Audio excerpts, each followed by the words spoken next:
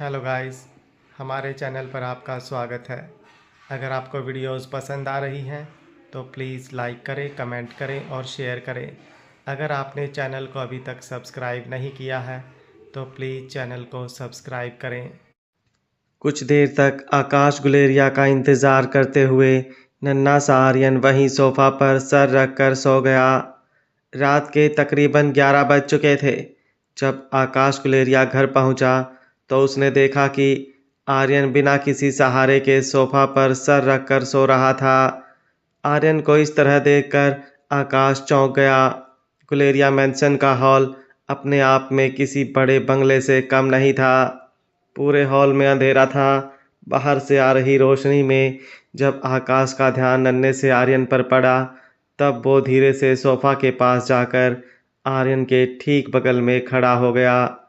आकाश ने सोचा कि वह आर्यन को अपनी गोद में उठाकर अपने बेडरूम में ले जाकर सुला देगा, मगर जैसे ही आकाश ने नन्हे से आर्यन को पकड़कर उठाने की कोशिश की तब नन्हे से आर्यन की आंखें खुल गई।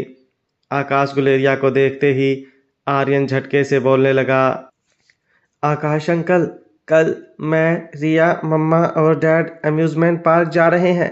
क्या मैं अपने साथ पिंकी को भी ले जा सकता हूँ? आर्यन नींद से जागते ही आकाश को सवाल पूछने लगा। यह देखकर आकाश समझ चुका था कि आर्यन बेसब्री से आकाश को यह सवाल पूछने के लिए हॉल में बैठा आकाश के घर लौटने का इंतज़ार कर रहा था। आर्यन के माथे पर हाथ फेरते हुए आकाश ने कहा, ज़रूर ले जा सकते हो। तुम्हारी मम्मा कहाँ है? आर्यन ने जवाब देते हुए कहा, मम्मा आपसे परमिशन लेने के लिए आपकी वेट कर रही थी, मगर फिर मम्मा की आंख लग गई और वह सो गई, इसलिए मैं आपसे परमिशन लेने के लिए यहाँ बैठकर आपकी वेट कर रहा था। मुस्कुराते हुए आकाश ने आर्यन से कहा, बहुत अच्छा किया तुमने। यह कहने के बाद आकाश ने आर्यन को अपने हाथों में उठा लिया और सीधे अपने बेडरूम में ले गया। आकाश ने आर्यन को ब्रश करवाया और फिर उसे अनिका के बेडरूम में ले गया। नन्हे से आर्यन ने धीरे से बेडरूम का दरवाज़ा खोला और बिना आवाज़ किए अंदर चला गया। आर्यन ने इस बात का बहुत ख्याल रखा था कि बेडरूम के अंदर दाखिल होते हुए जरा सी भी आवाज़ ना हो जिससे अनिका की नींद खुल जाए। इसके बाद आकाश अपने बेडरूम में लौट गया। बिस्तर पर लेटने के बाद आकाश कुछ देर तक यूं ही यहाँ वहाँ करवटें बदल रहा था। आकाश का दिन काफ़ी लंबा रहा था, मगर आकाश की आंखों में नींद का नामो निशान नहीं था। काफ़ी सालों बाद आकाश को यह महसूस हो रहा था जैसे उसकी दिल की धड़कनें तेज़ हो गई थी। आकाश के दिमाग में आज शाम श्रेया के घर पर हुई सारी बातें एक के बाद एक आने लगी थी। श्रेया की याद आते ही आकाश ने अपना फ़ोन उठाया और श्रेया की चैट बॉक्स में जाकर कुछ टाइप करने की कोशिश करने लगा। आकाश लगातार सोचता रहा कि आखिर वह श्रेया को मैसेज में क्या लिखे, मगर उसे कुछ समझ में नहीं आ रहा था। तभी अचानक आकाश की नज़र चैट बॉक्स के ऊपर पड़ी जिस पर श्रेया इज़ टाइपिंग लिखा हुआ था। यह देखते ही आकाश के दिल की धड़कन तेज़ हो गई। आकाश इंतज़ार कर रहा था कि कब श्रेया उसे मैसेज भेजे, मगर 10 मिनट तक इंतज़ार करने के बावजूद श्रेया का कोई मैसेज नहीं आया। तब आकाश ने सामने से श्रेया को मैसेज करते हुए पूछा, क्या तुमने मेरे लिए कोई गाना लिखा है? आकाश के सवाल के जवाब में श्रेया ने 3-4 बड़े बड़े क्वेश्चन मार्क भेज दिए। जवाब देते हुए आकाश ने कहा, लगातार 10 मिनट से तुम कुछ टाइप कर रही हो। मुझे लगा मेरे लिए अब तक तो तुमने कोई गाना लिख दिया होगा, इसलिए पूछा। जवाब देते हुए श्रेया ने कहा, वह मैं अपने फ़ोन में कुछ वीडियोस देख रही थी, गलती से तुम्हारा चैट बॉक्स ओपन हो गया था। आकाश अच्छी तरह जानता था कि श्रेया बहाना बना रही थी, मगर वह श्रेया की बात को झुठलाना नहीं चाहता था। आकाश ने श्रेया से पूछा, कौन सी वीडियो देख रही थी तुम? श्रेया ने जवाब देते हुए लिखा, नॉर्मल डांसिंग वीडियोस। अक्सर रात को सोने से पहले वही देखती हूँ। इसके जवाब में आकाश ने श्रेया से कहा, कमाल है, मुझे तो रात भर तुम्हारे बारे में सोचकर नींद ही नहीं आती। आकाश की इस मैसेज के बाद श्रेया ने अचानक ही चैट बॉक्स छोड़ दिया। आकाश श्रेया को किसी भी बात को लेकर नाराज नहीं करना चाहता था। कॉलेज के दिनों में श्रेया आकाश की छोटी से छोटी गलती पर इतनी नाराज हो जाती थी कि कभी कभी लगातार 2 से 3 दिन तक वह आकाश से कोई बात नहीं करती थी। सालों बाद शुरू हुई बातचीत पर आकाश ब्रेक नहीं लगाना चाहता था, इसलिए आकाश ने इस बार चैट बॉक्स में लिखा, कल पिंकी, रिया, आर्यन, रोहित और अनिका के साथ अम्यूज़मेंट पार्क जा रहे हैं, क्या तुम भी आना चाहोगी? फिर कुछ देर तक चैट बॉक्स के ऊपर श्रेया इज टाइपिंग नज़र आने लगा, मगर कम से कम 10 मिनट तक श्रेया का कोई जवाब नहीं आया। आकाश अच्छी तरह जानता था कि श्रेया इतनी आसानी से मानने वाली नहीं थी, मगर आकाश को यह भी डर था कि ज़्यादा फोर्स करने पर कहीं श्रेया नाराज ना हो जाए। तभी श्रेया का एक मैसेज अपने फ़ोन स्क्रीन पर देखकर आकाश के चेहरे पर मुस्कान आ गई। श्रेया ने मैसेज में लिखा था, तुम इतना फोर्स कर रहे हो तो ठीक है। सुबह जब पिंकी को अम्यूज़मेंट पार्क के बारे में पता चला तो वह काफ़ी खुश हो गई। आकाश पिंकी को तैयार करके बाकी सब लोगों के घर पहुंचने का इंतज़ार कर रहा था। आर्यन भी जल्दी उठकर तैयार हो गया था। पिंकी, जो आर्यन को रिया समझ रही थी, वह अचानक ही आर्यन के पास आकर कहने लगी, रिया, मैंने सुना है कि मिस्टर रोहित मारवा का जो बेटा है वह बहुत अकड़ू है, बहुत खड़ूस है, किसी से दोस्ती नहीं करता। क्या वह मुझे पसंद करेगा? क्या वह मेरा फ्रेंड बनेगा? अगर उसने मुझसे रूडली बात की तो? पिंकी का सवाल सुनकर आर्यन ने बड़ी ही शांति से पिंकी को समझाते हुए कहा, नहीं, ऐसा बिल्कुल नहीं है। मुझे लगता है वह तुम्हारा बहुत अच्छा दोस्त बनेगा। कुछ देर अपने दोनों होंठ दबाकर पिंकी गहरी सोच में पड़ गई। उसके बाद पिंकी ने फिर आर्यन से पूछा, मगर रिया, तुम तो बहुत स्मार्ट हो, इंटेलिजेंट हो, तुम किसी को भी अपना दोस्त बना सकती हो, मगर मैं तुम्हारे जितनी स्मार्ट नहीं हूँ। अगर हमारे नए दोस्त को मैं पसंद नहीं आई तो अम्यूज़मेंट पार्क में मैं बिल्कुल अकेली पड़ जाऊंगी। आर्यन ने अपना एक हाथ पिंकी के कंधे पर रखते हुए कहा, तुम बिल्कुल डरो मत, मैं तुम्हारे साथ ही रहूंगा, रहूंगी। आर्यन की बात सुनते ही पिंकी की आंखों में चमक आ गई। पिंकी ने आर्यन के पास जाकर धीमी आवाज में पूछा, क्या आज तुम बॉय हो? आर्यन ने अपने एक हाथ से अपना सर पीट लिया। पिंकी अभी भी उसी बातों में उलझी हुई थी। यह देखकर आर्यन को पिंकी की नासमझी पर तरस आने लगा था, मगर आर्यन जानता था कि जैसे ही रोहित रिया को लेकर घर पहुंचेगा, आर्यन और रिया के राज से बहुत जल्द पर्दा उठने वाला है। जब रोहित रिया को लेकर गुलेरिया हाउस पहुंचा, तब रिया ने एक मास्क पहन रखा था। जैसे ही रिया ने पिंकी और आर्यन को देखा, रिया अपने दोनों हाथ हवा में उछालते हुए दौड़कर पिंकी के पास आई और पिंकी के गले लगकर कहने लगी, I miss you so much Pinky, क्या तुमने मुझे मिस किया? मास्क पहनी रिया को देखकर पिंकी कंफ्यूजन में उसे देखती रही। रिया ने अपना मास्क उतारते हुए कहा, क्या तुम अपनी बेस्ट फ्रेंड रिया को इतनी जल्दी भूल गई? रिया का चेहरा देखकर पिंकी की आंखें चौड़ी हो गई। पिंकी का मुंह खुला का खुला रह गया।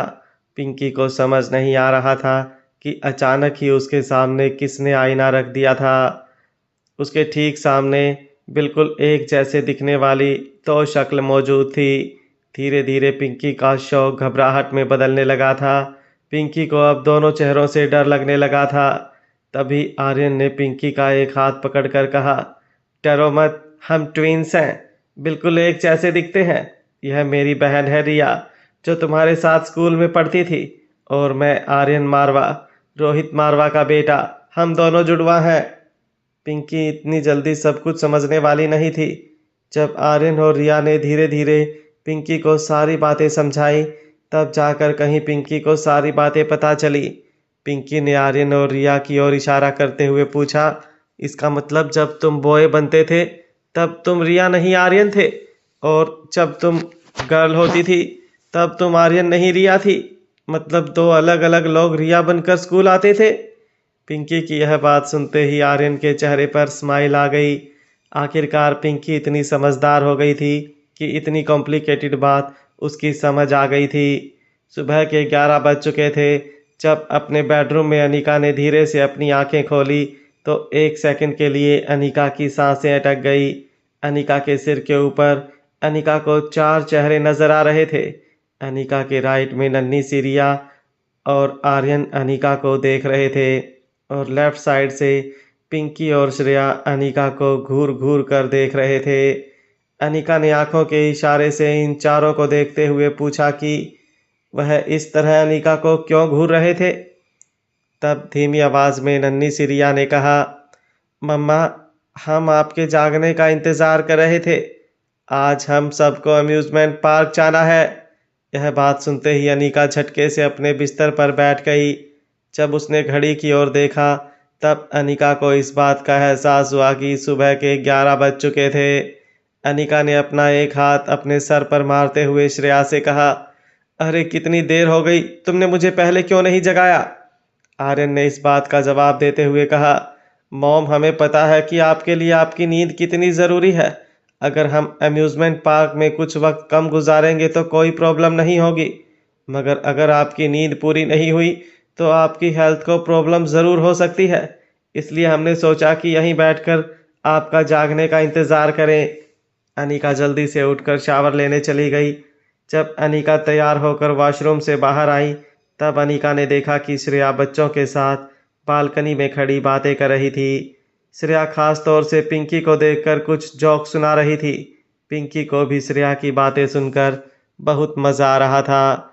पिंकी को अनिका ने इससे पहले कभी इतना खिलखिलाकर हंसते हुए नहीं देखा था। आर्यन ने अनिका से कहा था कि नताशा पिंकी से अच्छा बर्ताव नहीं करती थी। पिंकी के रिएक्शन से यह बात साफ थी कि पिंकी श्रेया के साथ रहकर ज़्यादा एक्सप्रेसिव होने लगी थी। अनिका आईने में देखकर अपने बाल बनाने लगी, मगर अनिका का ध्यान आईने से दिख रहे श्रेया और पिंकी पर था। अनिका गौर से दोनों को ऑब्जर्व करने लगी। पिंकी और श्रेया का चेहरा काफ़ी मिलता जुलता था। पिंकी की आंखें आकाश जैसी थी, कत्थई और गहरी, मगर पिंकी का नाक, उसके होंठ, उसके गाल बिल्कुल श्रेया जैसे थे। पिंकी और श्रेया को लगातार ऑब्जर्व करने के बाद अचानक ही अनिका को श्रेया और पिंकी की डीएनए टेस्ट करने की बात सूझी। अनिका के मन में यह ख्याल आते ही अनिका ने अपने ख्याल को दिल से निकाल दिया। अनिका सोचने लगी कि आखिर यह कैसे हो सकता है जो पूरी दुनिया यह बात जानती थी कि पिंकी आकाश और नताशा की बेटी थी। तैयार होने के बाद अनिका ने बालकनी में श्रेया से कहा, अब क्या बच्चों को सारा एंजॉयमेंट यहीं दे दोगी? कुछ मस्ती अम्यूज़मेंट पार्क के लिए भी छोड़ दो। नन्ही सी रिया अपने दोनों हाथ हवा में उछालते हुए टेबल से नीचे उतरी और कहने लगी, ये चलो सब लोग आज बहुत मज़े करेंगे। जब अनिका बाकी लोगों के साथ नीचे हॉल में पहुंची तो आकाश गुलेरिया और रोहित मारवा साथ बैठे डाइनिंग टेबल पर चाय पी रहे थे। यह नज़ारा देखकर बड़े से बड़ा पॉलिटिशियन भी कुछ सेकंड के लिए अपनी आंखों पर विश्वास नहीं करता। देश के सबसे पावरफुल बिजनेस टाइकून एक साथ एक टेबल पर बैठकर चाय पी रहे थे। इन दोनों का लिया हुआ एक डिसीजन देश की इकोनॉमी पर बहुत गहरा असर डाल सकता था। श्रेया और अनिका यह नज़ारा देखकर एक दूसरे को देखकर मुस्कुराने लगे। जैसे ही अनिका डाइनिंग टेबल के पास आई, अनिका को देखते हुए रोहित ने आकाश से कहा, लो आ गई अनिका। माफ़ करना मिस्टर गुलेरिया, वह क्या है ना, अनिका की नींद पूरी ना हो तो उसके हेल्थ पर इसका बहुत बुरा असर पड़ सकता है। माफ़ कीजिएगा, आपको वेट करना पड़ा। रोहित के मुंह से यह बात सुनते ही आकाश ने अपना चाय का कप टेबल पर रखते हुए कहा, मिस्टर मारवा, अनिका मेरी बहन है और उसकी नींद की वजह से अगर आपको कोई तकलीफ़ हुई हो तो मैं आपसे माफ़ी मांगता हूँ। मुस्कुराते हुए रोहित ने आकाश से कहा, देखिए वह मेरे बच्चों की माँ है, माफ़ी मुझे मांगनी चाहिए। आकाश ने अपनी आवाज़ ऊंची करते हुए कहा, मिस्टर मारवा, शायद आप नहीं जानते कि अनिका करण गुलेरिया की बायोलॉजिकल औलाद है और इस घर की इकलौती बेटी। माफ़ी तो मैं ही मांग लूँगा। अनिका पर किसका हक ज़्यादा है, इस बात को लेकर आकाश और रोहित के बीच तकरार होने लगी। दोनों की ईगो बैटल ना सिर्फ अम्यूज़मेंट पार्क जाने का प्लान बर्बाद कर सकती थी, बल्कि दोनों की टक्कर पूरे देश की इकोनॉमी हिला सकती थी। रोहित और आकाश डाइनिंग टेबल पर एक दूसरे के सामने खड़े रहकर अपनी छाती फुलाए एक दूसरे को देखने लगे। देखने वालों को ऐसा लग रहा था जैसे दोनों के बीच का टकराव बहुत जल्द दुनिया में तीसरे विश्व युद्ध को जन्म दे सकता था। गुलेरिया ग्रुप ऑफ कंपनीज और मारवा ग्रुप ऑफ कंपनीज ने हमेशा ही आपस में मिलजुल कर समझौता बनाकर काम किया था और इसलिए दोनों कंपनियां इतने सालों तक मार्केट पर अपने होल्ड बनाए हुए थी। मगर आज तक ना ही आकाश ने कभी भी रोहित के सामने किसी भी बात को लेकर अपने कदम पीछे हटाए थे और ना ही रोहित मारवा ने कभी आकाश के सामने हार मानी थी। आज बात अनीका पर किसका हक ज़्यादा है उस पर आकर अटक गई थी। दोनों के दिल में अनीका के लिए बहुत प्यार था, इसलिए कहीं ना कहीं दोनों अपने प्यार को सामने वाले के प्यार से ज़्यादा गहरा समझ रहे थे। रोहित ने अपनी बात आगे बढ़ाते हुए आकाश से कहा, देखो मैं जानता हूँ कि डिलीवरी के वक्त अनीका के शरीर में काफ़ी कॉम्प्लिकेशंस हुई थी, जिसकी वजह से अगर अनीका ठीक से अपनी नींद पूरी ना करे तो उसकी हेल्थ पर इसका बुरा असर पड़ सकता है। अनीका मेरे बच्चों की माँ है, उसने मेरे बच्चों को जन्म दिया था, इसलिए मेरा यह फ़र्ज बनता है कि अनीका की हेल्थ पर कोई भी बुरा असर ना पड़े, इसका मुझे ध्यान रखना है। छाती फुलाते हुए आकाश ने रोहित मारवा से कहा, आपको फिक्र करने की कोई ज़रूरत नहीं है मिस्टर मारवा। अनीका अपने घर में काफ़ी कंफर्टेबली आराम कर सकती है, आपको चिंता करने की कोई ज़रूरत नहीं है। आखिर इंसान सबसे ज़्यादा कंफर्टेबल पूरी दुनिया में अपने घर पर ही होता है और आप अच्छी तरह जान चुके हैं कि यह घर अनीका का है और अनीका इस घर की बेटी।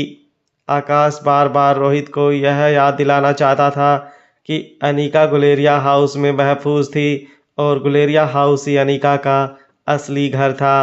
इससे पहले कि रोहित आकाश गुलेरिया के सामने अनीका पर अपना हक ज़्यादा मजबूत होने का दावा करता, अचानक ही रोहित के दिमाग में एक बात आई। रोहित को इस बात का एहसास हुआ कि वह इस वक्त गुलेरिया ग्रुप ऑफ कंपनी के हेड आकाश गुलेरिया से बात नहीं कर रहा था, वह बात कर रहा था अपने होने वाले साले से, यानी कि अनीका के भाई से। यह रिश्ता याद आते ही रोहित ने अचानक ही अपनी ज़बान पर आए हर लफ्ज़ को वापस खींच लिया और मुस्कुराते हुए आकाश गुलेरिया से कहा, आपकी बात बिल्कुल सही है मिस्टर गुलेरिया। अनीका गुलेरिया हाउस में सेफ है, यह सोचकर ही मुझे रात को अच्छी नींद आती है और मैं यह भी जानता हूँ कि गुलेरिया हाउस की सिक्योरिटी सिस्टम इस देश की सबसे बेहतरीन सिक्योरिटी सिस्टम में से एक है। And last but not list, आपके होते हुए मुझे अनीका की फ़िक्र करने की कोई ज़रूरत नहीं है, यह बात मैं अच्छी तरह जानता हूँ।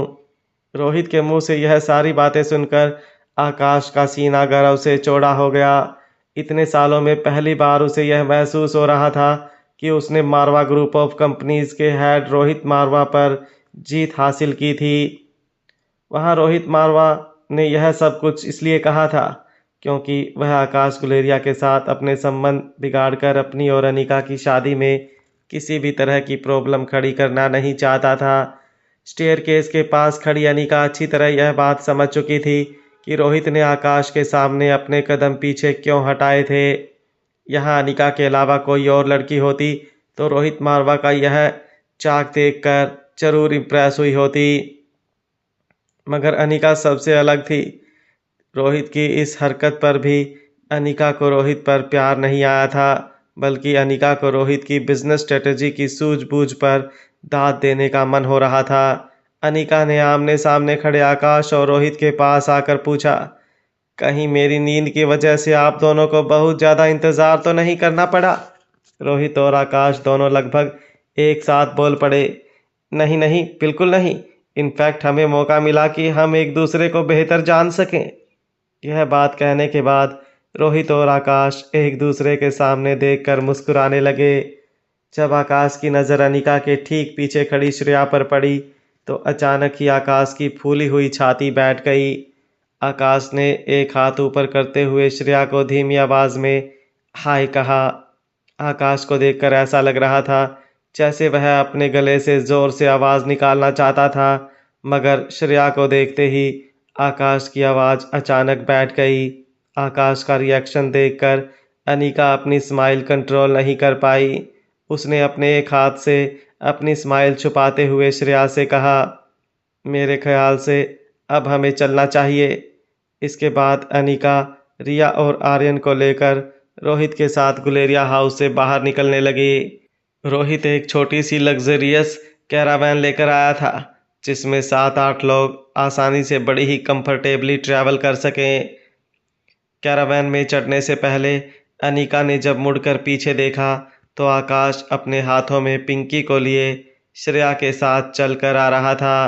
उन तीनों को देखकर अनिका को ऐसा लग रहा था जैसे यह एक परफेक्ट फैमिली थी। ना चाहते हुए भी अनिका की नज़र फिर से श्रेया और पिंकी के फीचर्स पर गई। दोनों में काफ़ी सिमिलरिटी थी। अचानक ही कैरावैन में चढ़ रही अनिका ने अपने पांव रोक लिए। अनिका ने पीछे मुड़कर आकाश से पूछा, पिंकी का ब्लड ग्रुप क्या है? अचानक ही अनिका के ऐसे सवाल पर सभी लोग चौंक गए, मगर किसी तरह अपनी हैरानी पर काबू पाते हुए आकाश ने अनिका को जवाब देते हुए कहा, ग्रुप ए। तभी अनिका ने आकाश को दूसरा चौंकाने वाला सवाल पूछ लिया। अनिका ने आकाश से पूछा, क्या तुम जानते हो नताशा का ब्लड ग्रुप क्या है? नताशा का नाम सुनते ही श्रेया ने अपनी नज़रें झुका ली। आकाश नहीं चाहता था कि इतने अच्छे मौके पर श्रेया के सामने नताशा का नाम आए, मगर अनिका के पूछे हुए सवालों का आकाश को जवाब देना ही था। आखिर अनिका आकाश की लाडली बहन बन चुकी थी। धीमी आवाज़ में अपना सर झुकाकर आकाश ने कहा, मेरे ख्याल से नताशा का ब्लड ए बी ग्रुप है। एक बार जब उसे एक मामूली एक्सीडेंट की वजह से हॉस्पिटलाइज करना पड़ा था, तब मुझे यह बात पता चली थी। एक्सप्लेनेशन देकर आकाश इनडायरेक्टली श्रेया को यह बताना चाहता था कि नताशा का ब्लड ग्रुप पता होने की वजह नताशा की हॉस्पिटलाइजेशन थी, ना कि आकाश को नताशा में कोई दिलचस्पी थी। अनिका ने फिर अपनी बात आगे बढ़ाते हुए आकाश से पूछा, और तुम्हारा ब्लड ग्रुप क्या है? आकाश समझ नहीं पा रहा था कि आखिर अम्यूज़मेंट पार्क जाने से पहले अनिका इस तरह के सवाल क्यों पूछ रही थी, मगर अपनी सरप्राइज छुपाते हुए आकाश ने अनिका को जवाब देते हुए कहा, मेरा ब्लड ग्रुप ओ है। अनिका मन ही मन सोचने लगी कि अगर आकाश का ब्लड ग्रुप ओ और नताशा का ए बी है तो चांसेस हो सकते हैं कि उनकी बायोलॉजिकल औलाद का ब्लड ग्रुप दिए हो। इसका मतलब साफ था कि पिंकी के ब्लड ग्रुप से इस बात का पता लगाना मुश्किल था कि पिंकी वाकई नताशा की बायोलॉजिकल बेटी थी या नहीं। डीएनए टेस्ट एकमात्र जरिया था जिससे यह पता लगाया जा सकता था कि आखिर नन्ही सी पिंकी नताशा की बायोलॉजिकल बेटी थी या नहीं। अनिका जब तक श्योर नहीं हो जाती तब तक वह श्रेया को कुछ नहीं बताना चाहती थी। अनिका अच्छी तरह जानती थी कि अगर अनिका के मन में चल रहा शक वह श्रेया को बताती तो श्रेया के दिल में अपनी खोई हुई औलाद को वापस पाने की उम्मीद जाग जाती, और अगर डीएनए टेस्ट करने के बाद यह पता चलता कि पिंकी वाकई नताशा की बायोलॉजिकल बेटी थी तो श्रेया का दिल टूट जाता। इसलिए डीएनए टेस्ट के पहले वह श्रेया को कुछ नहीं बताना चाहती थी, और अगर डीएनए टेस्ट के बाद यह साबित हो जाता कि पिंकी वाकई नताशा की बेटी थी तो अनिका के मन में पैदा हुए शक के बारे में अनिका कभी भी श्रेया से जिक्र भी नहीं करती। जब अनिका के सारे सवाल खत्म हो गए तब अनिका रिया और आर्यन को लेकर कैरावैन के अंदर चली गई। अनिका के जाने के बाद रोहित और आकाश हैरानी से एक दूसरे को देखने लगे, मगर किसी ने भी अनिका के इन 8 सवालों के बारे में कोई कमेंट नहीं की। एक के बाद एक सभी लोग कैरावैन के अंदर चले गए। कैरावैन में आगे की तरफ 2 सिंगल सीट थी और पीछे एक काफ़ी आरामदायक सोफ़ा बना हुआ था जिस पर आमने सामने तकरीबन 4 लोग बड़ी आराम से बैठ सकते थे। आकाश ने श्रेया को इशारा करते हुए सामने वाली सिंगल सीट पर बैठने कहा। आकाश का इशारा देखते ही श्रेया भी बिना सोचे बड़ी कैजुअली अपनी सीट पर जाकर बैठ गई। वहाँ रोहित ने भी सिंगल सीट की ओर इशारा करते हुए अनिका से बैठने कहा। अनिका भी बड़ी कैजुअली सिंगल सीट पर जाकर बैठ गई। दरअसल रोहित और आकाश दोनों लड़कियों को आराम देना चाहते थे, इसलिए बच्चों को लेकर दोनों पीछे बने सोफा सेंटर पर जाकर बैठ गए। वैन चला रहा ड्राइवर यह नज़ारा देखकर हैरान रह गया। देश के सबसे ताकतवर बिजनेसमैन इस वक्त एक साथ उसकी वैन में बैठे थे और उस ड्राइवर ने हमेशा ही देखा था कि इतने बड़े लोग जब वैन में बैठे थे तब हमेशा ज़्यादा कंफर्टेबल सिंगल सीट पर ही बैठते थे, मगर इन दोनों बिजनेस टाइकून ने वह सिंगल सीट लड़कियों को ऑफर कर दी थी। कम पढ़ा लिखा वैन का ड्राइवर मन ही मन लड़कियों को पूछने लगा। ड्राइवर ने सोचा कि बच्चों को संभालने की जिम्मेदारी लड़कियों को उठानी चाहिए थी और साहब लोगों को सिंगल सीट पर बैठना चाहिए था। मन ही मन वह ड्राइवर यह भी सोचने लगा कि शहर और देश के इतने बड़े बिजनेसमैन पर पता नहीं लड़कियों ने क्या जादू चला दिया था। जब कैरावैन गुलेरिया हाउस से बाहर निकली तो अचानक ही आकाश ने रोहित से पूछा, मिस्टर मारवा क्या बात है? कोई सिक्योरिटी नज़र नहीं आ रही है? अगर आप कहे तो मैं अपनी सिक्योरिटी से कहकर हमारी बहन को कवर करवा सकता हूँ। रोहित ने अपने होठों पर एक उंगली रखते हुए आकाश से कहा, मिस्टर गुलेरिया मुझे पता है कि आपकी सिक्योरिटी टीम काफ़ी स्ट्रांग है, मगर मारवाज को भी हल्के में मत लीजिएगा। मेरी सिक्योरिटी टीम अंडर कवर हमें फॉलो कर रही है। बस मैं नहीं चाहता कि किसी भी तरह से आज की हमारी यह प्लानिंग लोगों की भीड़ भाड़ की वजह से डिस्टर्ब हो। मुस्कुराते हुए आकाश ने रोहित से कहा, मगर मिस्टर मारवा अम्यूज़मेंट पार्क में तो आज ज़रूर भीड़ भाड़ होगी। आकाश के इस सवाल पर कुछ देर तक रोहित मुस्कुराते हुए आकाश को देखता रहा। तभी आकाश को इस बात का अंदाज़ा हुआ कि जिस अम्यूज़मेंट पार्क में वह लोग जा रहे थे वह park Guleria group of companies ने बनवाया था। तभी आकाश अपनी सीट से थोड़ा आगे आकर धीमी आवाज़ में रोहित से पूछने लगा, क्या मिस्टर मारवा आज आपने अम्यूज़मेंट पार्क बाकी लोगों के लिए शट डाउन करवा दिया है? मुस्कुराते हुए रोहित ने जवाब दिया, मैंने कहा था ना मिस्टर गुलेरिया आज हमें कोई डिस्टर्ब नहीं करेगा। इसके बाद रोहित ने खड़े होकर सबके बीच आकर कहा, मुझे लगता है अम्यूज़मेंट पार्क जाने से पहले हम सबको खाना खा लेना चाहिए ताकि एंजॉय करने की हम सब में ताकत रहे। रोहित अच्छी तरह जानता था कि अनीका लेट जागी थी और अम्यूज़मेंट पार्क जल्दी निकलने के चक्कर में अनीका ने नाश्ता भी नहीं किया था। सभी लोगों ने रोहित की इस बात को एग्री किया। अशफाक की ठीक बाहर एक बड़ी सी रेस्टोरेंट थी। पूरे पार्क में बाहर के लोगों की एंट्री बंद करवा दी गई थी। रेस्टोरेंट्स भी पूरी तरह से क्लियर करवाया गया था। रोहित ने पूरे दिन के लिए पूरा अम्यूज़मेंट पार्क रेस्टोरेंट के साथ बुक कर दिया था।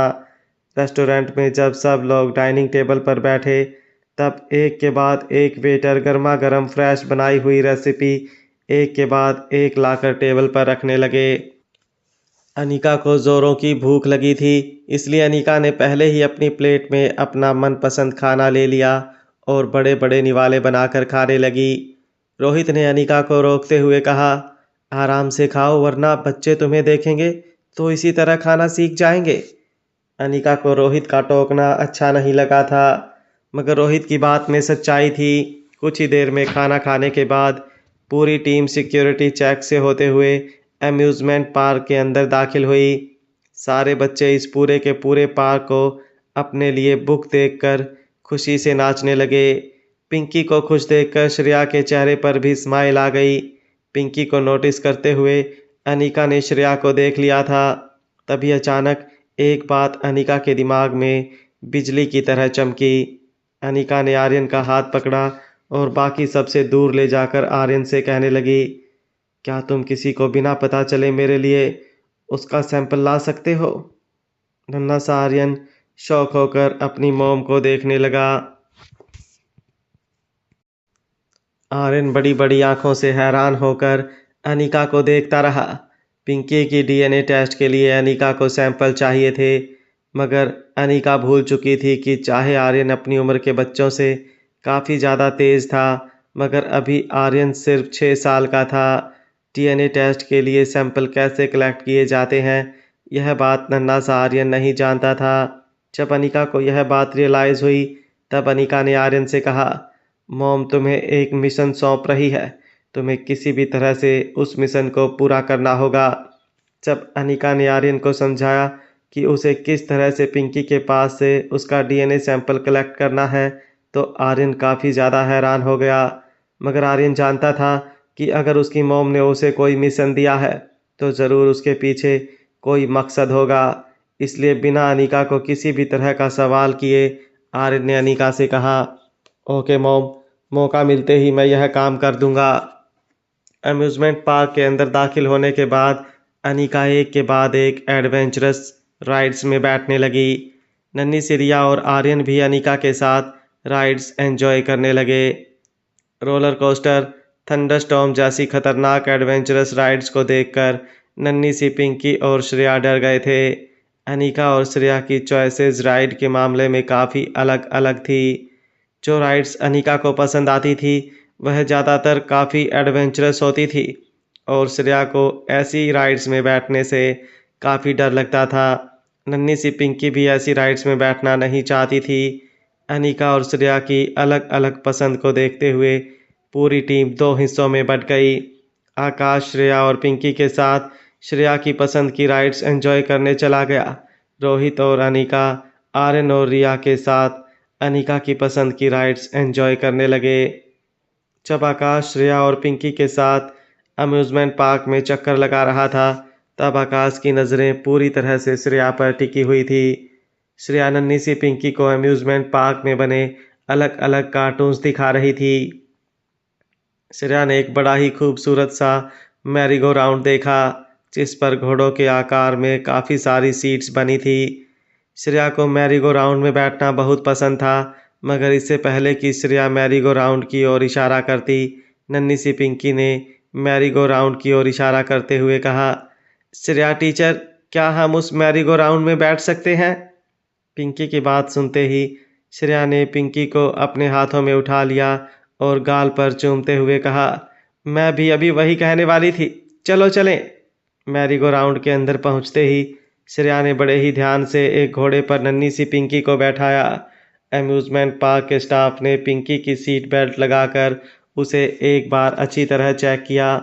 पिंकी के ठीक बगल वाले घोड़े पर श्रेया बैठी और दोनों के ठीक पीछे आकाश बैठ गया। अम्यूज़मेंट पार्क के स्टाफ मेंबर ने श्रेया, पिंकी और आकाश की तस्वीरें लेना शुरू कर दिया। जब वह अपने कैमरे में तस्वीरें खींच रहा था तब अचानक ही उसके मुंह से एक बात निकल गई जिसे सुनकर श्रेया के गाल शर्म से लाल हो गए। उस लड़के ने कहा, आप तीनों की फैमिली बहुत अच्छी है। मिस्टर एंड मिसेस गुलेरिया सचमुच आपकी बेटी आप दोनों की ही परछाई है। जब उस स्टाफ मेंबर ने यह बात कही तो श्रेया के ठीक पीछे बैठा आकाश गुलेरिया मुस्कुराने लगा। इससे पहले कि श्रेया उस आदमी को क्लैरिफाई करती कि पिंकी उसकी बेटी नहीं थी, पीछे बैठे आकाश ने उस स्टाफ मेंबर से कहा, थैंक यू दोस्त, मेरी फैमिली के लिए तुमने जो कुछ भी कहा उसके लिए मैं तुम्हें इनाम देना चाहता हूँ। काफ़ी अच्छा बोल लेते हो तुम। यह कहते हुए आकाश ने अपनी जेब से कुछ पैसे निकाले और उस लड़के को टिप के तौर पर दे दिए। इतनी बड़ी टिप देखकर वह लड़का काफ़ी खुश हो गया। उसने आकाश से कहा, sir thank you for the tip, मगर मेरा यकीन मानिए मैंने यह सब कुछ इस टिप के लिए नहीं कहा था आपसे। मैं जब तस्वीरें ले रहा था तब अचानक ही मेरे मुंह से यह बात निकल गई। वाकई में आपकी नन्ही सी गुड़िया काफ़ी क्यूट है।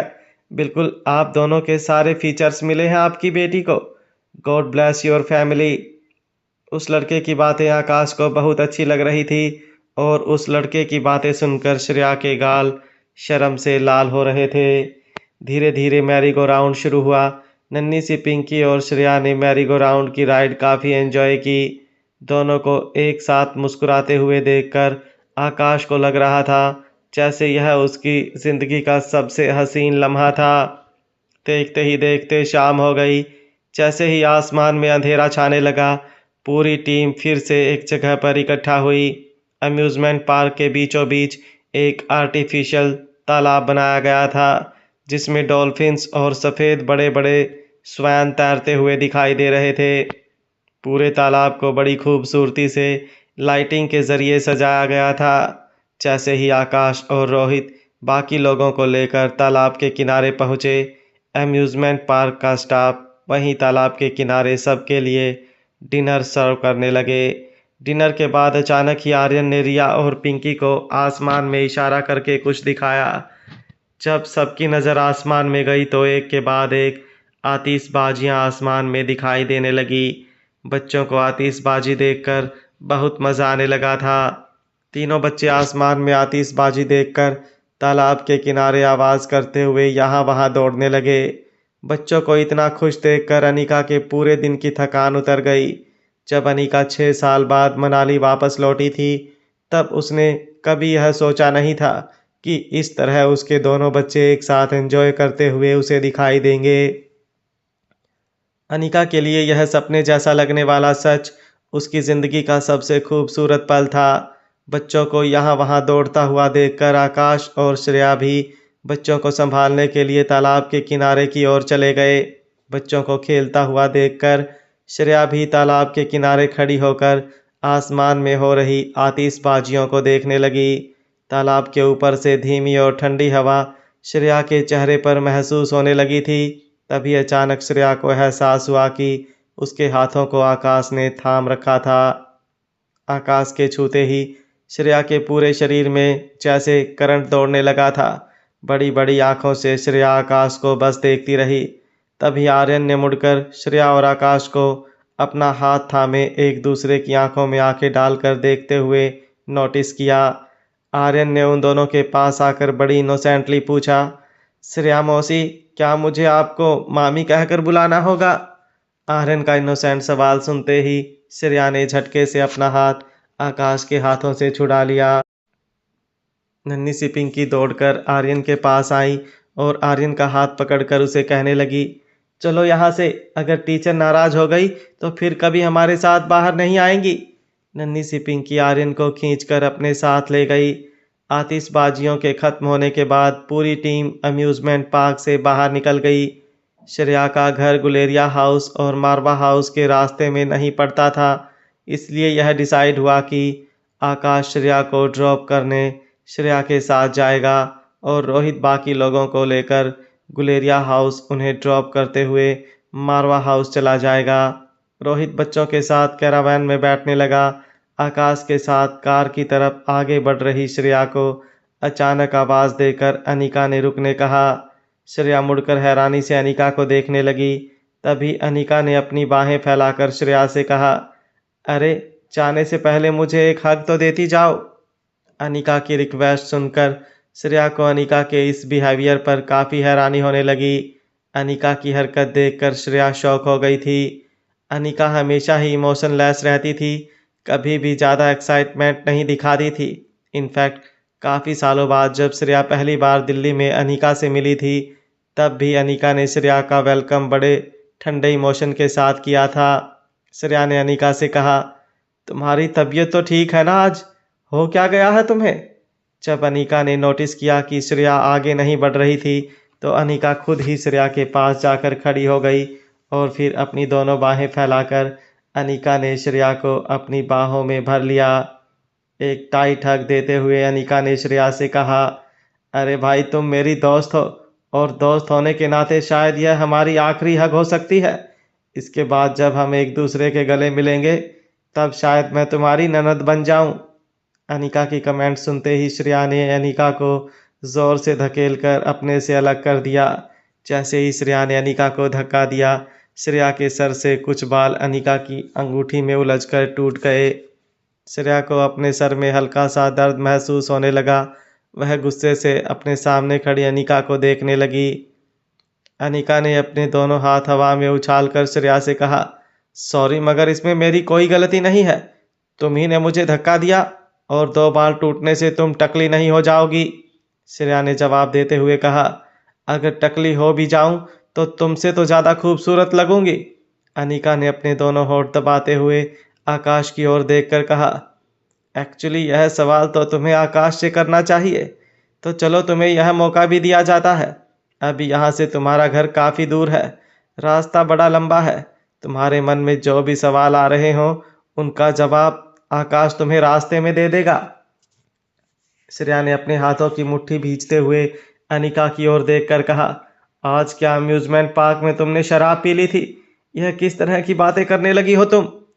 अनिका की बातों का असर श्रेया के गालों पर साफ नजर आ रहा था। श्रेया के गाल पूरी तरह से लाल हो चुके थे। जब श्रेया आकाश के साथ कार में बैठकर चली गई, तब अनिका ने अपनी उंगली में फंसे श्रेया के बालों को ध्यान से निकाला और अपनी जेब से एक प्लास्टिक बैग निकालकर बड़ी ध्यान से श्रेया के बालों को बैग में रख दिया।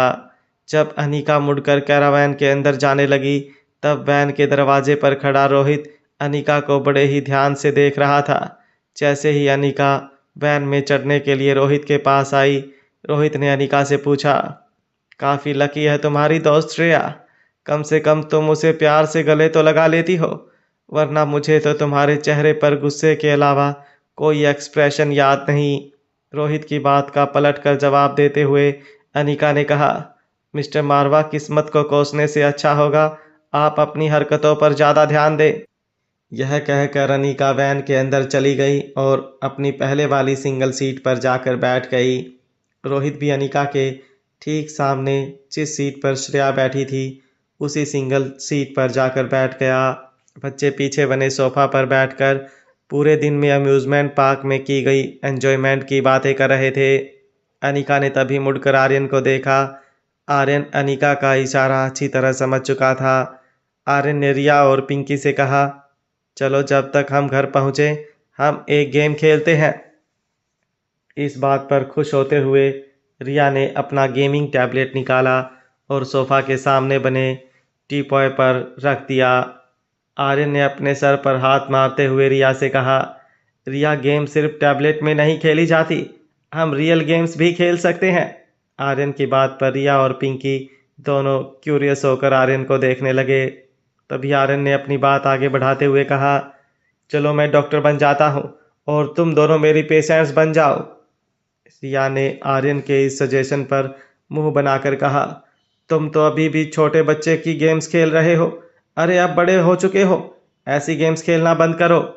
पिंकी ने अपना एक हाथ रिया के हाथ पर रखते हुए कहा, इतने दिनों में पहली बार आर्यन ने कोई गेम खेलने की बात की है। मुझे लगता है हमें गेम खेलने में उसका साथ देना चाहिए, वरना वह नाराज हो जाएगा। जब रिया ने देखा कि पिंकी भी गेम खेलना चाहती थी, तब बिना किसी एक्साइटमेंट के रिया भी गेम खेलने के लिए राजी हो गई। आर्यन ने अपनी जेब से एक ईयरबड निकाला। पिंकी को अपने पास बुलाकर आर्यन ने पिंकी को अपना मुंह खोलने कहा। जैसे ही पिंकी ने अपना मुंह खोला, आर्यन ने ईयरबड पिंकी के मुंह में डालकर पिंकी के सलाइवा का सैंपल ईयरबड में कलेक्ट कर लिया और एक प्लास्टिक बैग में उसे संभाल कर रख दिया। प्लास्टिक बैग को अच्छी तरह से आर्यन ने जिप लॉक कर दिया और उस छोटी सी प्लास्टिक बैग को संभाल कर अपनी जेब में रख लिया। यह सारी चीज़ें अनिका ने पहले से आर्यन को दे रखी थी। अनिका ने पहले ही आर्यन को समझा रखा था कि किस तरह उसे पिंकी का डीएनए सैंपल कलेक्ट करना है। जैसे ही डीएनए सैंपल को आर्यन ने अपनी जेब में हिफाजत से रखा, आर्यन ने अपनी तरफ देख रही अनिका की ओर थम्स अप का इशारा कर दिया। रिया ने आर्यन से कहा, चलो अब गेम भी तो आगे बढ़ाओ, हमें करना क्या है। रिया की बात सुनते ही आर्यन ने कहा, मुझे भी लगता है यह गेम बहुत ही चाइल्डिश है, हमें यह गेम नहीं खेलना चाहिए। तुम चाहो तो अपने टैबलेट पर गेम खेल सकती हो। आर्यन कुछ ही मिनटों में जिस तरह से पलट गया था, वह देखकर दोनों लड़कियां कंफ्यूज होकर एक दूसरे को देखने लगी। मगर रिया आर्यन की इस बात पर ज़्यादा ध्यान नहीं देना चाहती थी, इसलिए उसने अपना गेमिंग टैबलेट पिंकी के सामने रखा और पिंकी के साथ मिलकर एक गेम खेलने लगी। आर्यन ने चुपके से जाकर अनिका के हाथ में वो प्लास्टिक बैग थमा दी जिसमें पिंकी का डीएनए सैंपल उसने कलेक्ट किया था।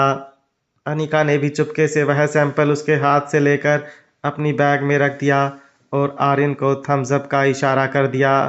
जब आर्यन फिर से पीछे अपनी सीट पर जाकर बैठा, तब रोहित अपनी जगह से उठकर अनिका के पास आया।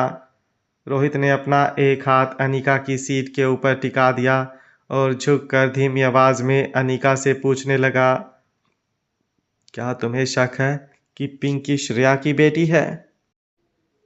अनिका रोहित से इस बार इस बात को छुपाना नहीं चाहती थी। अनिका ने रोहित से कहा। हाँ, मगर मैं श्योर नहीं हूँ।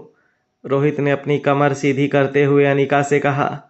अगर तुम चाहो तो मैं तुम्हारी मदद कर सकता हूँ। अनिका जानती थी कि रोहित के कनेक्शंस काफ़ी ज़्यादा स्ट्रांग थे। अनिका 6 साल पहले श्रेया से मिली थी। उसके पहले श्रेया की लाइफ में क्या कुछ हुआ था वह अनिका ज़्यादा डिटेल में नहीं जानती थी, और अगर बिना श्रेया को शक हुए वह उसकी पिछली ज़िंदगी के बारे में जानना चाहती थी तो उसे रोहित के कनेक्शंस की ज़रूरत पड़ने वाली थी। इसलिए अनिका ने रोहित से कहा, ठीक है मिस्टर मारवा, अगर आप मेरी मदद करेंगे तो अच्छा होगा। आकाश श्रेया को लेकर श्रेया के विला के बाहर पहुंचा। जैसे ही कार बंगले के बाहर पहुंची, श्रेया गाड़ी से उतरकर अपने विला के अंदर जाने लगी। आकाश ने ड्राइविंग सीट की विंडो का शीशा नीचे करते हुए श्रेया से कहा, क्या मुझे अंदर एक गिलास पानी के लिए नहीं बुलाओगी? श्रेया अच्छी तरह जानती थी कि आकाश घर के अंदर आने के लिए कोई बहाना ढूंढ रहा था। श्रेया आकाश की कार के पास गई और ड्राइविंग सीट के बगल के कप होल्डर में पड़ी पानी की बोतल की तरफ इशारा करके कहा, पानी की बोतल ठीक आपके सामने पड़ी है। अगर प्यास लगी हो तो जल्दी अपना हाथ आगे बढ़ाकर पानी पी लीजिए। अभी आपको काफ़ी लंबा रास्ता तय करना है। यह कहकर श्रेया फिर से विला के अंदर जाने लगी। इस बार कार से बाहर निकलते हुए आकाश ने श्रेया से कहा, एक्सक्यूज़ मी, मुझे लग रहा है मुझे तुम्हारा बाथरूम यूज़ करना होगा, थोड़ी इमरजेंसी है। आकाश ने जो बहाना बनाया था श्रेया उस बहाने को टाल भी नहीं सकती थी। श्रेया अच्छी तरह जानती थी कि आकाश फिर बहाना बनाकर उसके घर के अंदर आना चाहता था, मगर जो बहाना आकाश ने दिया था उसे चुकलाना श्रेया के लिए काफ़ी मुश्किल था। आकाश श्रेया के बगल में आकर खड़ा रह गया और अपने दोनों हाथ अपनी जेब में डालकर श्रेया के सामने देखकर मुस्कुराने लगा। आकाश ने श्रेया से कहा, nature's call you see. Shreya ने आकाश की आंखों में आंखें डालते हुए कहा, मगर जहाँ तक मुझे याद है हम जब अम्यूज़मेंट पार्क से निकले थे तब तुम रेस्टोरेंट का रेस्टरूम यूज़ करके ही निकले थे। आकाश ने अपनी दोनों आईब्रो ऊपर करते हुए श्रेया से कहा, मुझे लगता है मेरी किडनियों में कुछ प्रॉब्लम हो गई है। श्रेया जानती थी कि इतनी आसानी से आकाश से पीछा छुड़ाना मुश्किल था, इसलिए अपनी पर्स से विला के दरवाजे की चाबी निकालते हुए श्रेया ने दरवाज़ा खोल दिया। आकाश और श्रेया जैसे ही विला के अंदर दाखिल हुए, आकाश ने विला का मेन डोर झटके से बंद कर दिया। दरवाजे के बंद होने की आवाज़ इतनी ज़ोर से आई कि श्रेया डर के मारे चौंक गई। जैसे ही श्रेया ने मुड़कर पीछे देखा, आकाश ने श्रेया को ज़ोर से अपनी बाहों में भर लिया। श्रेया ने अपने आप को छुड़ाने की बहुत कोशिश की, मगर आकाश ने अपने शरीर की पूरी ताकत लगाकर श्रेया को अपनी बाहों में जकड़ रखा था।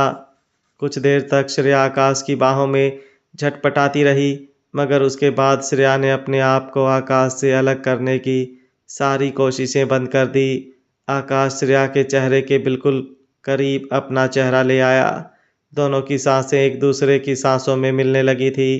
आकाश धीरे से श्रेया के कानों के पास आया और कहने लगा, सुबह जब से तुम्हें पहली बार देखा था तब से लेकर अब तक अपने आप पर काबू रख कर बैठा था। अब मुझसे और रहा नहीं जाता। मैं तुमसे बहुत प्यार करता हूँ। यह कहकर आकाश श्रेया के गले को चूमने लगा। आकाश के होठों का स्पर्श होते ही श्रेया को ऐसा लगने लगा था जैसे उसका पूरा शरीर एक मोम की तरह पिघलने लगा था। आकाश के सब्र का बांध टूट चुका था। वह किसी भी तरह श्रेया को अपना बनाना चाहता था। श्रेया को लगातार चूमते हुए आकाश ने श्रेया से कहा, मुझसे शादी कर लो। तुमसे दूर रहकर मैंने अपनी ज़िंदगी के काफ़ी साल बर्बाद कर लिए हैं। अब और एक दिन भी तुमसे दूर रहकर मैं ज़िंदा नहीं रह सकता। मुझसे शादी कर लो, हमेशा हमेशा के लिए मेरी बन जाओ। मुझे अपना लो। मुझे तुम्हारे प्यार की ज़रूरत है। पिंकी को तुम्हारे प्यार की ज़रूरत है। जैसे ही आकाश ने श्रेया से यह बात कही, अचानक ही आकाश की बाहों में पिघल रही श्रेया को अपने खोए हुए बच्चे की याद आई। श्रेया को लगा कि उसका खोया हुआ बच्चा भी कहीं ना कहीं यह सोच रहा होगा कि जब उसे उसकी माँ की सबसे ज़्यादा ज़रूरत है, तभी उसकी माँ उसके पास मौजूद नहीं है। श्रेया को आकाश के साथ वह सारी खुशियाँ मिल रही थी जो इतने सालों से श्रेया ने मिस की थी, मगर अपने खोए हुए बच्चे को खुश देखे बिना श्रेया अपने लिए खुशियाँ नहीं चाहती थी। श्रेया ने झटके से आकाश को अपने से दूर कर दिया। श्रेया के चेहरे पर मायूसी देखकर आकाश ने सोचा कि शायद उसने पिंकी की जिम्मेदारी उठाने की बात करके बहुत जल्दबाजी कर दी थी।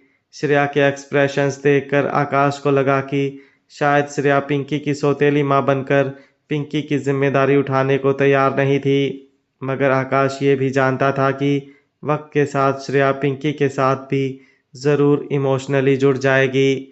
आकाश मन ही मन सोचने लगा कि अभी उसके प्यार को पाने में उसे और इंतज़ार करना होगा।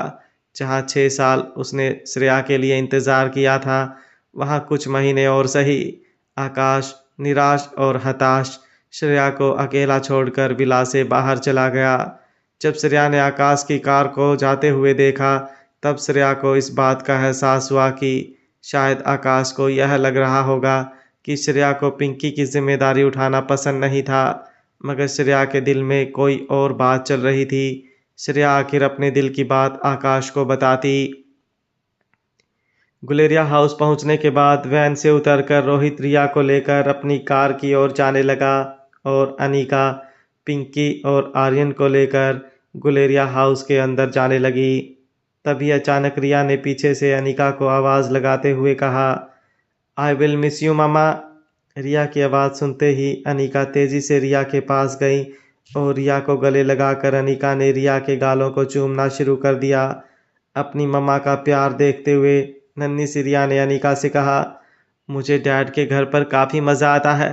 डैड मेरी हर डिमांड पूरी करते हैं, तुम्हारी तरह डांटते भी नहीं हैं, और मैं चाहूँ उतनी गेम्स खेल सकती हूँ, मगर उनके घर पर मैं आपको बहुत मिस करती हूँ। क्या आप भी मुझे मिस करती हो मम्मा? नन्ही सी रिया के दिल में अपने लिए प्यार देखकर अनीका ने रिया को कसकर अपनी बाहों में भर लिया और कहा, मम्मा लव्स रिया वेरी मच, और मम्मा आपको सिर्फ इसलिए डांटती है क्योंकि मम्मा को पता है कि आपके लिए क्या अच्छा है और क्या बुरा। जब आप मम्मा के साथ नहीं होती तो मम्मा आपकी सारी शैतानियाँ बहुत मिस करती है। नन्हा सा आर्यन भी रिया और अनीका के पास आकर खड़ा हो गया। अनीका ने दोनों बच्चों को अपने एक एक हाथ में पकड़कर दोनों बच्चों को बारी बारी गालों पर किस किया। जब अनीका दोनों बच्चों को प्यार करने के बाद फिर से खड़ी हुई, तब अनीका के ठीक सामने आकर रोहित खड़ा हो गया। रोहित ने अपने दोनों हाथ फैलाकर अनीका से कहा, आज मेरी ज़िंदगी का सबसे अमेजिंग दिन रहा। Thank you for that. Rohit ने अपनी बाहें फैला रखी थी। रोहित मन ही मन चाहता था कि अनीका उसे भी आकर उसी तरह हक करे जिस तरह अभी कुछ ही देर पहले उसने रिया को हक किया था, मगर अनीका ने अपने दोनों हाथ जोड़ते हुए रोहित से कहा, मिस्टर मारवा मुझे भी आज बहुत मज़ा आया। Thank you for wonderful treat. यह कहते हुए अनीका आर्यन का हाथ पकड़कर गुलेरिया हाउस के अंदर जाने लगी। अनीका को अंदर जाते हुए देखकर रोहित अपने एक हाथ से अपना सर खुजाने लगा। रोहित ने बड़ी ही धीमी आवाज़ में अनीका को देखते हुए कहा, हाउ अनरोमांटिक। उसके बाद रोहित नन्ही सी रिया को लेकर कार में बैठकर गुलेरिया हाउस से बाहर निकल गया। जैसे ही अनीका आर्यन को लेकर गुलेरिया हाउस पहुंची, अनीका ने देखा कि राजलक्ष्मी जिस गेस्ट रूम में रुकी थी उस कमरे की लाइट ऑन थी। इसका मतलब राजलक्ष्मी जाग रही थी। अनीका ने पिंकी को पिंकी की आया के हवाले कर दिया और आर्यन से कहा, जाओ बेटा बेडरूम में जाकर शावर लेकर अपने कपड़े बदल लो। मम्मा राजलक्ष्मी आंटी से मिलकर कुछ ही देर में वापस आ जाएगी। आर्यन बड़ी ही ओबीडियंटली अनीका के इंस्ट्रक्शंस फॉलो करने लगा। जब अनीका ने राजलक्ष्मी के कमरे का दरवाज़ा खटखटाया तो कुछ देर बाद राजलक्ष्मी ने दरवाज़ा खोला। राजलक्ष्मी की आंखें काफ़ी सूजी हुई लग रही थी। अनीका अच्छी तरह जानती थी कि अभी अभी राजलक्ष्मी का अपने बॉयफ्रेंड निखिल के साथ ब्रेकअप हुआ था। दोनों के बीच में काफ़ी झगड़े हुआ करते थे। निखिल काफ़ी लेड बैक एटीट्यूड वाला लड़का था और राजलक्ष्मी एक गो गेटर थी। दोनों के पैशन और दोनों के मकसद अलग अलग थे, जिसकी वजह से निखिल ने राजलक्ष्मी से ब्रेकअप कर दिया था। अनीका जानती थी कि काम खत्म होने के बाद जब भी राजलक्ष्मी अपने कमरे में अकेली पड़ती थी तब वह कई घंटों तक रोती रहती थी। अनिका ने राजलक्ष्मी से पूछा, क्या बात है, तुम लाइट्स ऑन रखकर ही सो गई थी? जवाब देते हुए राजलक्ष्मी ने दबी हुई आवाज में कहा, आप काम ही इतना देती हैं कि बिस्तर पर लेटते ही नींद आ जाती है। कहाँ होश रहता है कि लाइट्स ऑन है या नहीं। जब से राजलक्ष्मी बेंगलुरु से दिल्ली आई थी, तब से लेकर अब तक अनिका ने राजलक्ष्मी को काफ़ी बिजी रखा था। अनिका की अपॉइंटमेंट शेड्यूल करना, जिन पेशेंट्स को डॉक्टर अमृता की ज़रूरत नहीं थी उन्हें ट्रीट करना, पेंडिंग मेल्स और सजेशंस मांग रहे इमरजेंसी पेशेंट्स को जवाब देना, हर काम राजलक्ष्मी के कंधों पर आ गया था। और राजलक्ष्मी पिछले कई सालों से अनिका के असिस्टेंट की जिम्मेदारी बहुत अच्छी तरह निभा रही थी। अनिका राजलक्ष्मी को बाकी असिस्टेंट डॉक्टरों के मुकाबले काफ़ी हाई सैलरी भी दिया करती थी। ना सिर्फ इतना, मगर अनिका राजलक्ष्मी को कभी यह महसूस नहीं होने देती थी कि वह उसकी एम्प्लॉय है। अनिका ने राजलक्ष्मी को हमेशा एक दोस्त की तरह ट्रीट किया था। राजलक्ष्मी की आंखों में नींद देखकर अनिका कुछ देर तक अपनी बात कहने में झिझक रही थी। राजलक्ष्मी ने अनिका की हेजिटेशन देखकर अनिका से पूछा, क्या हुआ? क्या कोई अर्जेंट काम है जो तुम मुझे देना चाहती हो? कुछ देर सोचने के बाद अनिका ने अपनी बैग से पॉलीथीन की 2 छोटी बैग निकाली। जिप लॉक वाली प्लास्टिक बैग के अंदर ईयरबड्स रखे हुए थे और एक बैग में श्रेया के 2 बाल रखे हुए थे। सैंपल्स को देखते ही राजलक्ष्मी ने अपनी आंखें ऊपर चढ़ा ली। राजलक्ष्मी ने अपने सर पर हाथ मारते हुए अनिका से कहा, अरे भाई, अब किसका डीएनए टेस्ट करवाना है तुम्हें? सब कुछ तो पता चल गया तुम्हें अपने बारे में, अब कौन से गड़े मुर्दे उखाड़ने बाकी हैं? अनिका जानती थी कि राजलक्ष्मी काफ़ी थक चुकी थी। राजलक्ष्मी के कंधों पर हाथ रखते हुए अनिका ने कहा, यह बहुत ज़रूरी है मेरे लिए। अनिका की आंखों में रिक्वेस्ट देखकर राजलक्ष्मी ने अनिका से पूछा, अब कौन सा रिलेशनशिप टेस्ट करवाना है तुम्हें? जवाब में अनिका ने कहा, माँ बेटी होने का रिलेशनशिप टेस्ट है यह। अनिका के मुंह से यह सुनते ही राजलक्ष्मी की आधी बंद आंखें पूरी तरह खुल गई। राजलक्ष्मी ने अनिका से पूछा, अब यह क्या नया चक्कर है? क्या तुम्हारी माँ भी तुम्हारी असली माँ नहीं थी? कोई और तुम्हारी बायोलॉजिकल माँ है? अनिका, क्या तुम जानती हो तुम दुनिया की सबसे ज़्यादा कॉम्प्लिकेटेड इंसान हो? राजलक्ष्मी की इरिटेशन अनिका अच्छी तरह समझ सकती थी। अनिका जानती थी कि राजलक्ष्मी को किस तरह काम करने के लिए मोटिवेट किया जा सकता था। अनिका ने राजलक्ष्मी से कहा, अगर तुमने मेरा यह काम किया तो अगले महीने तुम्हारी 5 छुट्टियां पक्की। छुट्टियों के बारे में सुनते ही राजलक्ष्मी के चेहरे पर चमक आ गई। राजलक्ष्मी ने दोनों पॉलीथीन बैग्स अपने हाथ में लेकर अनिका से कहा, ठीक है बॉस, अगर आप मुझे छुट्टियां देने वाली हैं तो ज़रूर मैं आपका यह काम करूंगी। पिछले कुछ दिनों में मैंने इतने डीएनए टेस्ट किए हैं कि मुझे लगता है कि मैं डॉक्टर कम कोई लेबोरेटरी की पैथोलॉजिस्ट ज़्यादा हूँ। ठीक है, कल सुबह तक मैं तुम्हें बता दूंगी इस डीएनए टेस्ट का क्या रिजल्ट आया है। अनिका राजलक्ष्मी को थैंक्स कहकर वापस अपने बेडरूम में चली गई। डीएनए सैंपल लेने के बाद राजलक्ष्मी फ्रेश होकर लेबोरेटरी जाने के लिए गुलेरिया हाउस से बाहर निकली। जैसे ही वह पार्किंग लॉट में जाकर अपनी कार में बैठने लगी, उसे अचानक ही अपने सामने से एक परछाई गुजरते हुए दिखी। राजलक्ष्मी उस परछाई को देखकर डर गई, मगर किसी तरह हिम्मत करके राजलक्ष्मी ने उस परछाई का पीछा किया। राजलक्ष्मी जब उस परछाई के बेहद करीब पहुंची, राजलक्ष्मी ने अपने सामने जो देखा उसे देखकर राजलक्ष्मी के मुंह से चीख निकल गई। जैसे ही राजलक्ष्मी जोर से चीखी, उसके मुंह पर एक हाथ आ गया। राजलक्ष्मी के सामने खड़ा आदमी उसे चीखने से मना कर रहा था। राजलक्ष्मी के सामने जो इंसान खड़ा था वह और कोई नहीं बल्कि मयूर गुलेरिया था। मयूर ने एक बड़ी सी हुडी शर्ट पहन रखी थी, जिसकी वजह से उसका चेहरा आधा ढका हुआ नजर आ रहा था। जब अंधेरे में राजलक्ष्मी की नज़र मयूर पर पड़ी तो एक सेकंड के लिए राजलक्ष्मी को लगा जैसे उसने कोई भूत देख लिया था। राजलक्ष्मी ने कभी पहले मयूर को देखा नहीं था। मयूर अक्सर अपने सारे काम सीक्रेटली करता था और गुलेरिया परिवार के अलावा बाकी के लोगों के सामने ज़्यादातर दिखाई भी नहीं देता था।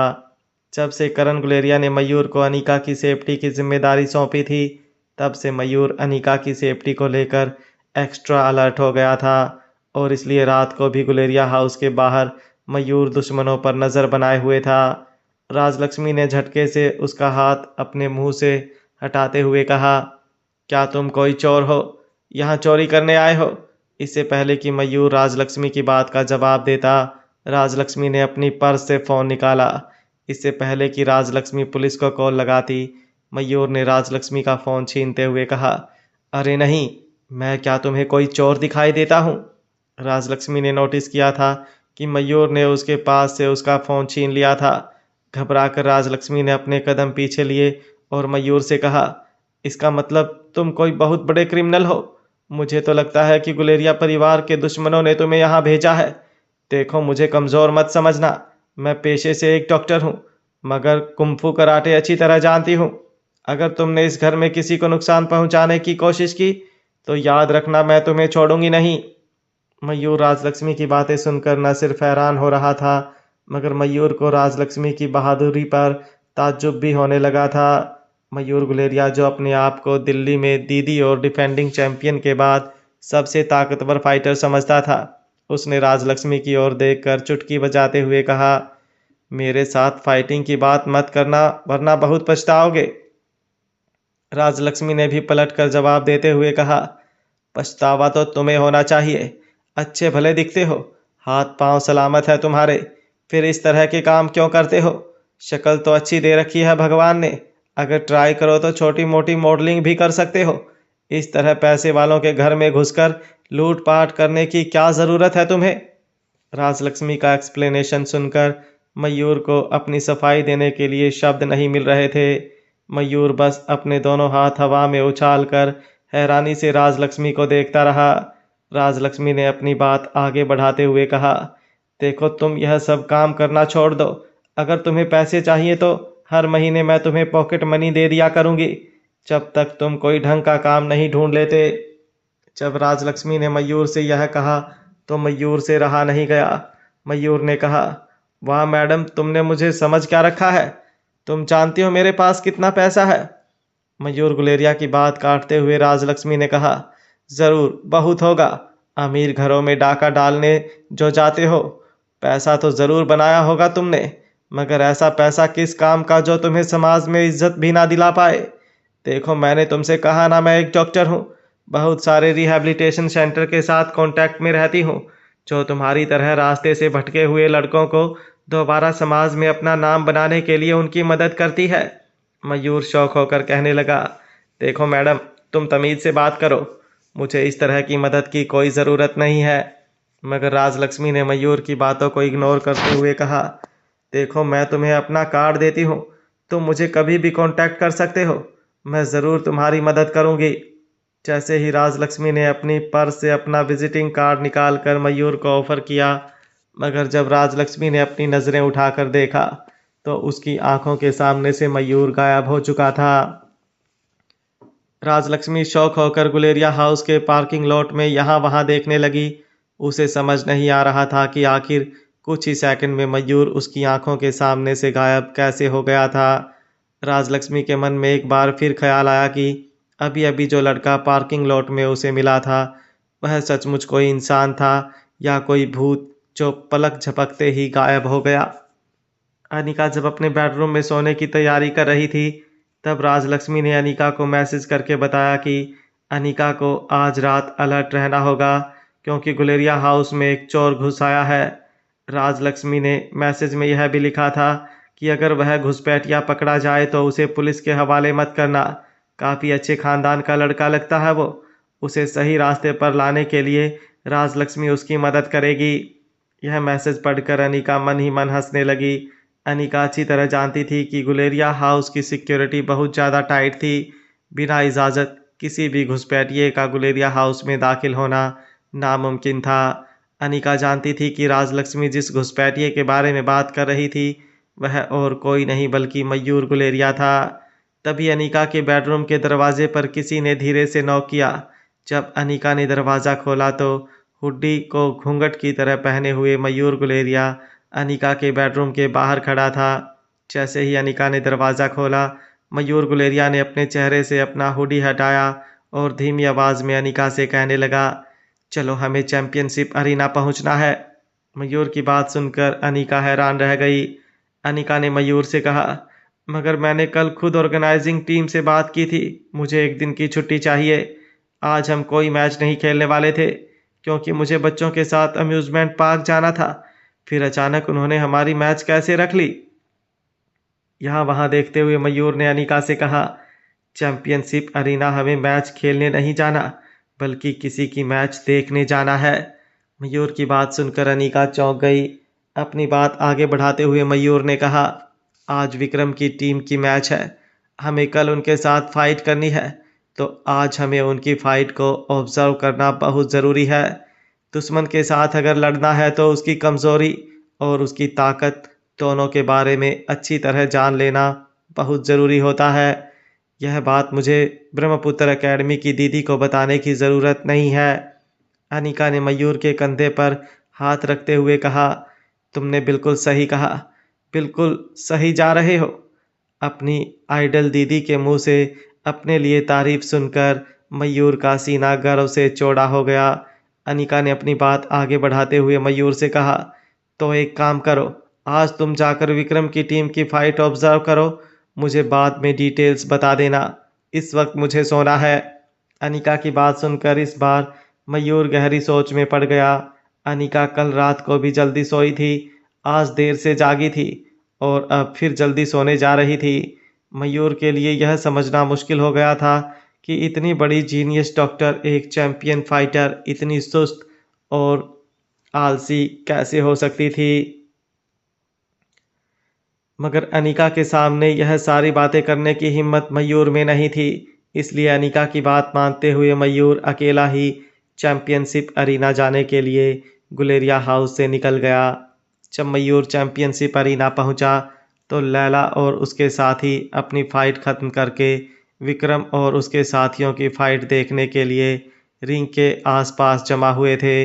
मयूर ने कुछ देर लैला और ब्रह्मपुत्र एकेडमी के बाकी साथियों से बात की और विक्रम की फाइट देखने के लिए रिंग के पास एक कोने में अकेला जाकर बैठ गया। मयूर ने अपने हाथों में एक नोटपैड और एक पेन भी पकड़ रखी थी ताकि वह दुश्मन की हर चाल, उनकी हर ताकत और हर कमजोरी को अच्छी तरह नोट कर सके। कुछ ही देर में विक्रम और उसके दो अफ्रीकन साथी रिंग में उतरे। पिछली बार की तरह ही विक्रम और उसके साथी ज़रूरत से ज़्यादा कॉन्फिडेंट लग रहे थे। तीनों रिंग में अलग अलग कोनों में जाकर अपने हाथ हवा में हिला हिलाकर स्टैंड में बैठे क्राउड को कह रहे थे, इस चैंपियनशिप की विनर एकेडमी अनाउंस हो चुकी है। इस रिंग में जो भी चैंपियन बनेगा इस साल वह फाइटर क्लब का ही मेंबर होगा, हम तीनों में से एक। विक्रम के अफ्रीकी दोस्त अफ्रीका की आदिवासी भाषा में जोर जोर से स्टैंड में बैठे लोगों से कुछ कह रहे थे। भले ही ऑडियंस के लोगों को उनकी भाषा समझ नहीं आ रही थी, मगर उनके एक्सप्रेशंस और उनके तेवर देखकर यह ज़रूर समझ में आ रहा था कि वह दिल्ली के लोगों को ललकार रहे थे। वो बार बार कह रहे थे कि है किसी भी दिल्ली वासी में वो ताकत जो रिंग में उतर कर उन्हें हरा सके। जितने भी लोग चैंपियनशिप देखने आए थे वह सब अफ्रीकी पहलवानों की इस बात को लेकर मन ही मन नाराज़ हो रहे थे। बाहर के मुल्क से आए दो लोग रिंग में खड़े होकर दिल्ली के लोगों को चैलेंज दे रहे थे और उनके साथ मिलकर दिल्ली का विक्रम भी उनकी इस बात में उन्हें सपोर्ट दे रहा था। स्टैंड में बैठे लोग ज़रूर यहाँ फाइटर्स के बीच में होने वाली टक्कर का मज़ा लेने आए थे, मगर बात जब उनके शहर की इज्जत पर आई थी तो सब लोग एक साथ शांत हो गए। जब रेफरी ने विक्रम की टीम के सामने वाली टीम को रिंग में बुलाया तो 25 से 30 साल की उम्र के फाइटर रिंग में उतरे। स्वभाव से तीनों काफ़ी शांत लग रहे थे, मगर उन तीनों की बॉडी लैंग्वेज काफ़ी प्रोफेशनल थी। चैंपियनशिप शुरू होने से लेकर आज तक इस टीम ने एक भी मैच नहीं हारी थी। तीनों सुखबीर सर की एकेडमी के स्टूडेंट थे। अटैक करना उस टीम की सबसे बड़ी स्ट्रेंथ थी। उनका डिफेंस जरूर ब्रह्मपुत्र एकेडमी के मेंबर से कमज़ोर था, मगर तीनों मिलकर जब अपनी अपोजिंग टीम पर अटैक करते थे तब लोग दंग रह जाते थे। तीनों के बीच में सिंक्रोनाइजेशन और कोऑर्डिनेशन कमाल का था। स्टैंड में बैठे काफ़ी लोगों को उम्मीद थी कि सुखबीर सर की एकेडमी से आई यह टीम विक्रम की घमंडी टीम को मुंह तोड़ जवाब देगी। सारे लोग बेसब्री से फाइट के शुरू होने का इंतजार करने लगे। रिंग के बीचों बीच विक्रम खड़ा होकर अपोजिट टीम के तीनों पहलवानों को उकसाने की कोशिश कर रहा था। विक्रम के राइट और लेफ्ट में अपनी छाती फुलाए दोनों अफ्रीकी फाइटर बड़े ही खतरनाक ढंग से अपनी अपोजिंग टीम के मेंबर्स को घूर रहे थे। उनकी आंखों को देखकर ऐसा लग रहा था जैसे मैच शुरू होते ही वह अपने अपोजिट टीम के फाइटर्स को कच्चा चबा जाएंगे। जैसे ही रेफरी ने फाइट शुरू करने का इशारा किया, स्टैंड में बैठे सारे लोग सुखबीर सर की एकेडमी से आई टीम को चीयर करने लगे। मगर देखते ही देखते लोगों का उत्साह कम होने लगा। धीरे धीरे पूरे स्टैंड में सभी लोग बिल्कुल खामोश हो गए। विक्रम की टीम ने कुछ ही सेकंड में अपनी अपोजिट टीम के फाइटरों को पछाड़ दिया था। फाइट शुरू होते ही जैसे सुखबीर सर की एकेडमी की टीम के फाइटर ने उन पर अटैक करने की कोशिश की, तभी विक्रम और उसके अफ्रीकी साथियों ने एक एक फाइटर को अपनी बाहों में जकड़ लिया और तब तक उन्हें ज़मीन पर पटकते रहे जब तक उनके होश उड़ ना गए। कुछ ही सेकंड में सुखबीर सर की एकेडमी के तीनों फाइटर बेहोश रिंग के फ्लोर पर पड़े थे। जब रेफरी ने तीनों फाइटर से बात करने की कोशिश की तो रेफरी को पता चला तीनों इस वक्त कुछ भी कहने के होश में नहीं थे। रेफरी ने जैसे ही विक्रम और उसके साथियों को विनर अनाउंस किया, अफ्रीकी मूल के खतरनाक फाइटर अपने मसल्स दिखाते हुए फिर से अफ्रीकी आदिवासी भाषा में ज़ोर ज़ोर से चीख कर लोगों से कुछ कहने लगे। विक्रम ने उनकी बात का मतलब समझाते हुए लोगों से कहा, मेरे साथी आप सबका भला चाहते हैं। अगर आप लोग नहीं चाहते कि और खून बहे इस रिंग में, लोगों की जान पर खतरा ना मंडराए, तो आप लोग इस चैंपियनशिप का खिताब फाइटर क्लब को दे दीजिए, वरना हमें नहीं लगता कि दिल्ली में कोई भी ऐसा फाइटर मौजूद है जो हमसे लड़ सके। जब बात फिर से दिल्ली शहर की इज्जत पर आई तो स्टैंड में बैठी एक लड़की अपनी जगह से खड़ी होकर कहने लगी, तुम तीनों को तो एक ही टीम सबक सिखा सकती है और उस टीम का नाम है तीसरा कौन। अपनी टीम का नाम सुनते ही मयूर गुलेरिया की छाती चौड़ी हो गई। स्टैंड में बैठी उस लड़की ने अपनी बात आगे बढ़ाते हुए कहा, जब तुम्हारा सामना उस टीम से होगा तो उस टीम की लीडर जो कि एक लड़की है, कंटेस्टेंट 324, वह तुम लोगों को अकेली ही अच्छा सबक सिखाएगी और तब मैं देखूंगी कि तुम लोगों की यह अकड़ कहाँ चली जाती है। विक्रम के अफ्रीकी साथी उसे धीरे से कान में कुछ कहने लगे। वह पूछ रहे थे कि आखिर किस लड़की की बात हो रही थी। विक्रम ने अपनी दाढ़ी पर हाथ घुमाते हुए अपने अफ्रीकी साथी से कहा, डरो मत, बस एक बार मैं उस ड्रग का तीसरा डोज ले लूं, फिर मैं इस रिंग में आए किसी भी फाइटर को नहीं छोड़ूंगा।